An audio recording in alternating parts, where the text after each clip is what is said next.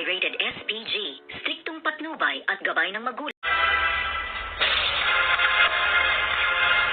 Good afternoon and welcome sa aking munting channel. At dito nga ay tuwang-tuwa at galak na galak itong si Santino dahil nga ibinigay na ni Coach ang unang-unang sweldo niya sa kanya. At dito naman ay sobrang tuwa nga nitong si Santino ay bumili siya ng isang lechon manok para nga pasalubong sa kanilang tahanan. At meron din silang pagharap-harapan sa kanilang hapagkainan ng hapunan. At dito naman ay tuwang-tuwa itong si Marites at si Aling Tinding dahil nga sa kanilang ulam na lechon manok at pasalubong nga daw ito ni Santino na galing nga sa kanyang unang-unang sweldo. At dito naman ay niyakap niya itong ni Santino at sabi niya nga ay matutuwa na sa iyo ang Tatay Rigor mo dahil meron ka ng trabaho. Pero wala silang kaalam-alam na itong si Rigor ay dun pala matutulog sa piling ni Lena na kung saan nga ay nahilo at nagdadalang tao na ata itong si Lena. Iyon nga ang magiging anak sa labas nitong si Rigor.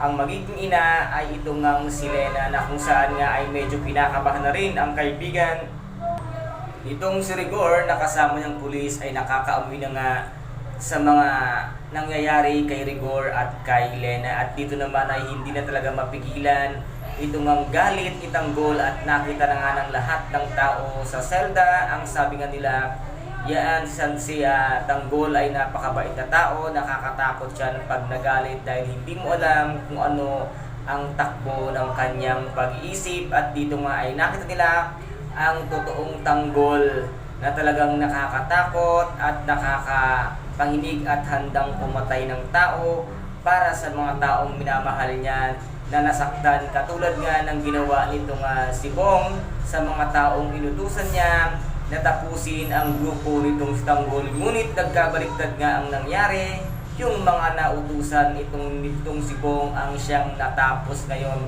At kitang-kita nila kung paano manggalaiti at manggigil nga sa sobrang galit na galit itong si Tanggol. At ito po ang ating pakaabangan ngayon dito sa tinaguriang pambansang teleserye FPJ ang Batang Quiapo.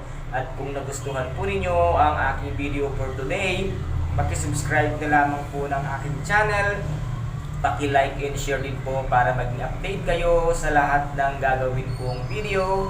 Maraming salamat po. Ingat, God bless and bye-bye!